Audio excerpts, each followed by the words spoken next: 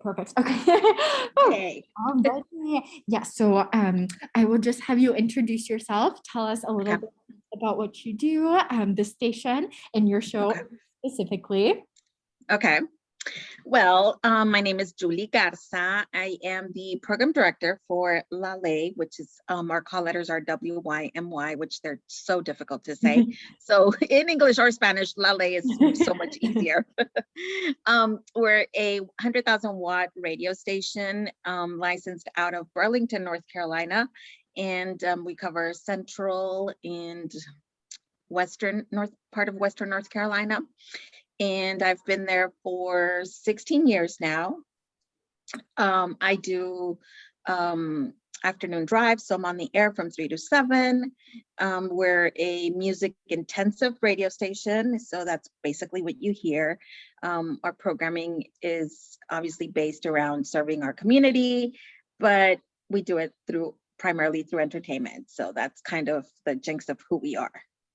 Perfect. Yeah, that is crazy. 16 years. Wow. I Yes. remember looking at gosh, I think I heard a song on the radio. It was the dedication to Raleigh, North Carolina. I ended up Yes. looking for it and I found an article from way back from Cocoa Booth that Lale put on a thing, and it was from gosh, the early 2000s, if not in the 90s. Yes.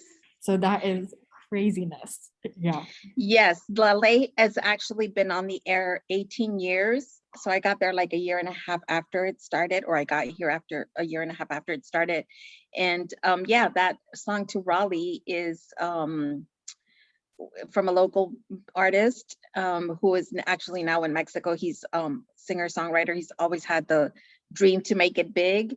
And so he's still working hard at, making top 5 on the charts, but he's got a great spirit about it. And that obviously was a great song. Definitely. Oh, it's one of my favorites. Yeah.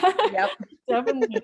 Definitely. Very nice. Already, I'll move to our second question. So we wanted to know, the class wanted to know a little bit about what is cumbia. So both the dance form and the music, and kind of like how they intertwine with one another. So cumbia is a rhythmic form of music. It actually originated in Colombia and transitioned into Mexico. And we have now, throughout the world, there's all versions of cumbia. So there's like more tropical cumbia, there's more northern Mexico cumbia, there's what they call sonidero, which has some of the origins of like the Mexico City kind of vibe. But they, it's kind of all in a big genre of what cumbia is. And I think, one of the benefits or what has made it so popular is because it is upbeat. So you don't have to understand what it's saying to be like, hey, I can groove to this, I can dance to this, I can, move my head or my feet start moving to this. That, sometimes it's kind of a little more difficult when you don't understand the lyrics to a song, if it's very much of a ballad or if it's very much of a ranchera and you're like, okay, they're singing about something very passionate, but I don't really get it. And cumbia is a lot more relaxed, it's about having fun. And so you don't find very hardcore lyrics. They're so much more festive and entertaining and quirky and funny. And the fact that it, originated in Colombia and has transitioned to different parts of Central America and Latin America and Northern America. And each country has kind of added its twist to it. I think makes it very interesting and as well, so much easier to digest between regions. So that is, one of the perks of cumbia. And, people can dance to it because you can dance to it by yourself. You just get out there or, you can dance with a partner, it could be 2 girls dancing because you just want to enjoy it. You just go out there and enjoy it. And I think that that's obviously it's got a formula that doesn't, can't fail. And we have that particular show on the air from 2 to 3. Somebody actually suggested it to me. That 2 o'clock hour, we've always kind of segmented it to make it something different to kind of break up the day, because it's kind of like the middle of the day for a lot of people. It's after lunch. You're kind of like, kind of like, ugh, is this over yet? Not. So we had different types of things going on previous to doing it Cumbia. So we had, like the 2 o'clock, it was like 2 songs back to back by the same artist at one point. And then we had like Vicente Fernandez hour. So we kind of have always had a segmented, program there. And then somebody said, what if we did Cumbia? And I was like, yeah, that's a good one, So we did, and it's just been, a tremendous success. Everything before it had been successful. But I think because the format is, or that genre is particularly so much more involved, and it has, rhythms from different parts of different countries, it makes it like more inclusive, even though we try to be inclusive. But just the fact that it's that particular genre, I think people are like, oh, yay, I'm Colombian and maybe I don't listen to regional Mexican music all day, but I can listen to this, and it's easier to digest because it seems more familiar. Or, Cubans or Dominicans or Puerto Ricans, so it kind of is all encompassing. I say I can't talk. It's been a long day. But it does like just cover so much more ground that it just is, very, very successful. And it's and I think it makes a perfect sense at that particular hour to be like, okay, 2 o'clock. All right, let's dance. Let's get that second, second wave of energy going. So it's been a good thing for us.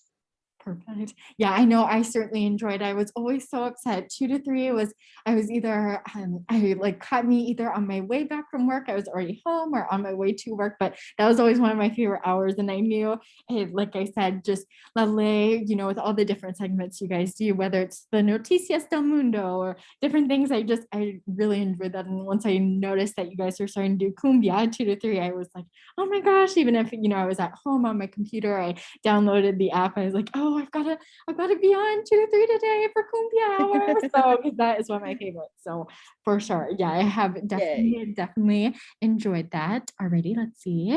And it's funny because it's not funny that you mentioned it, but it is like, you don't realize many times what music in general can do, but maybe a particular genre, because it's, like I mentioned, more upbeat and more like relaxed and quirky and stuff. That I did have just last week somebody email me and say, they emailed me in English and said like, hey, so I heard this song on Tuesday like at 2:15, and it had this thing about like beep beep something like, and can you tell me what the name of that song is? I don't know, signed, John. And I'm like, oh my gosh, people who don't necessarily speak the language obviously don't know what the song is saying, because they can only, do fragments of it, but enjoy it. And that's, I think, the great thing about music. Definitely. Oh, for sure. For sure. And then I guess moving on, or moving into that kind of discussion, why is it important, you think, to have a station like La Ley in North Carolina? Well, I think that anywhere any of us go, we look for something familiar, and we look for something that we can identify with, whether that's music, food, television programming, whatever it is.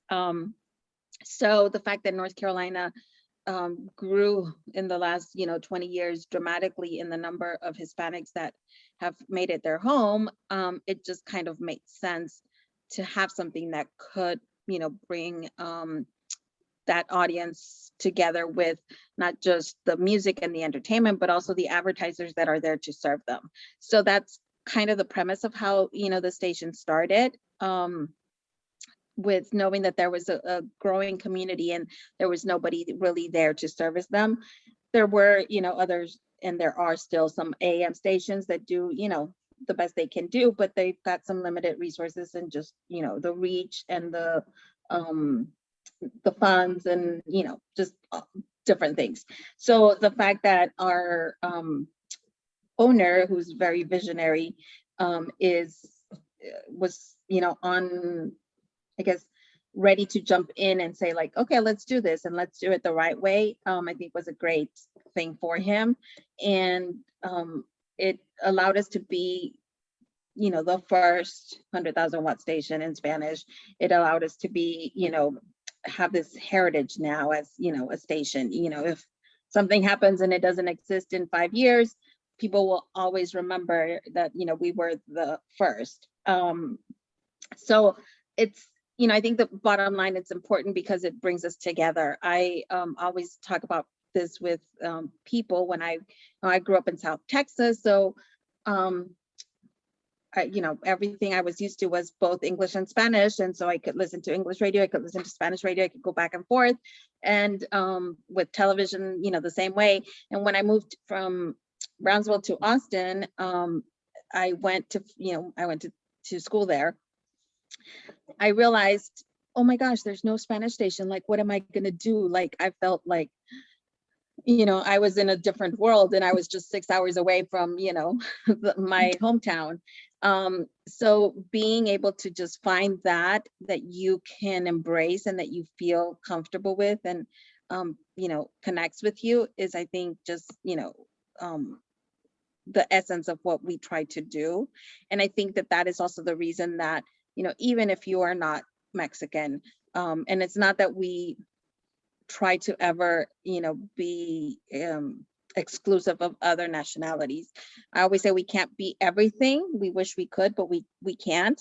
But I think that is the reason also that we can have some audience that is from Puerto Rico or Cuba or other places is because we are the closest thing to something familiar to them, because we are in Spanish. So you always will gravitate to those things that make you feel more at home or make you feel more comfortable or you can connect with more.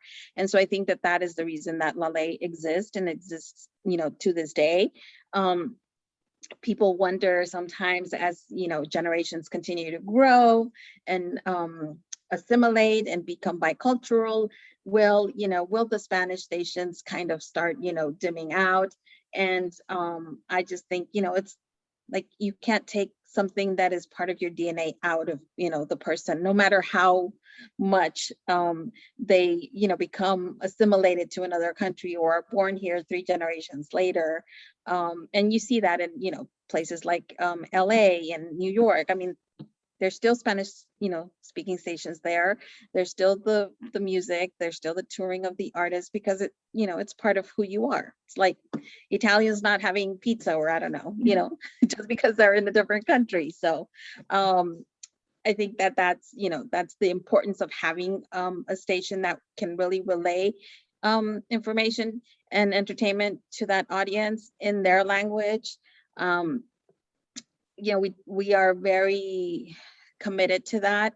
We know our responsibility in that regard in terms of, when those situations have arisen where the hurricanes or, weather related incidents are now with COVID, to be the voice. Definitely. To give that information to people, to make it easy to understand, because sure, people who have come here to work and have made North Carolina their home, for the most part, will be able to navigate with their little English and, will grow that English, but it's never the same as, what and what you're comfortable in expressing in your language. So that's kind of what we really try to do and make sure that we're doing every day, expressing that or sharing that information, making them, feel at home with our station, which is really their station. Definitely. I so agree. I always, even the commercials that you guys play are incredibly, you're so right, with the news of the pandemic or, taking, that break during work to, and healthy go forward, prudent will come, being able to go get vaccinated as a work group. I think that just, that made my heart happy. It was so amazing. You're exactly right. Just to hear like the communication that goes on, whether that be with the music, with the commercials, everything is centered, everything's there laid out, whether it's the weather or the Right. Noticias del Mundo, everything is centered and able to share, within this multicultural and bilingual community that we have, which is amazing. And I wanted to say too that I think maybe the first time I heard about La Ley was from friends at school. So we, kids at school would listen to La Ley at home, driving in their cars, and I was like, oh, that's so interesting. And I think I kind of picked it up from them. And so it definitely, even with the younger generations, I can say it's still going strong. So Yeah, I always I've had this come up, several times throughout my career, and people say, well, but what about that format? What about, X, Y, and Z? And I'm like, look, it's still going to be around because we it's like to say people are not going to listen to Elvis anymore because he's not here, or that generation has passed on, and now there's Justin Bieber and all these other artists. No, like there's something that is always going to have its place. It may vary, it may change in terms of how much of that audience is there, but I was like, in regards to this, we're talking about not just a music genre, but we're talking about a culture and a language, which I'm like, if I lived in China and all that they played in Spanish was news, I would be listening to that because that would be what makes me feel most at home. Exactly. So true. So Yep. very true. Yes. And let's see, I think that might have covered, oh, yep. I think that might have covered all the questions, but thank you so much. That was a good interview. And I'm sure the class will be so, so happy and excited. I know my teacher she was so interested in knowing, like I said, I knew exactly what I wanted to do. I took the class so I could have kind of this type of presentation. And she was so excited to hear. She was so blown away that Cumbia, was popular in North Carolina, and she wanted to hear all about it. My Spanish teacher as well was so excited. I was getting to interview a real journalist and radio host from a Spanish station from where I grew up in. So that's great. So what is this particular class? Yes, so the class for this interview is a class, actually it's a dance class, but it's world cultures of dance. So we kind of talk about things all over the place. We've discussed Asia, Latin America, where the United States in terms of, the American Native population. So it has been incredibly interesting. Cool. Mm-hmm. Very well, very well. Well, we're glad that we can help, and that we're able to share who we are, and that we just keep trying to continue to do the best for our audience, and know that we have people from everywhere that listen to us. And now, fortunately, with technology, it doesn't have to just be in this particular area. People can listen to us in other countries, in other states, and that's just wonderful. So we take advantage of that as well. Definitely. Well, I'll make sure I can stop the recording since it'll be my first time. But yes, thank you so much again for interviewing. No problem. It was the absolute bestest thing. So thank you again. No problem, Grace. It's a pleasure, and best of luck to you. Yes, in person rather than over the radio. Oh yes. Definitely. All right, and let us know when you're in town so you can stop by. Oh yeah. So where do you live? So I live in Pittsburgh. Oh, Pittsburgh. Okay. Yep. So we are still close and connected. It wouldn't be too far to Burlington. So that would be so cool. That would make my day. I will definitely. We're thinking about the semester should end mid-December. So I'm spending Christmas at home. So that would be so cool. Perfect. Well, our antenna and tower are in Burlington, but our offices are in Raleigh. So gotcha. Perfect. So just, keep it there and just email me and let me know, and we'll gladly give you a tour. Oh, perfect. Oh, that's so exciting. Alrighty, let me see if I can end this and then we'll see. All right.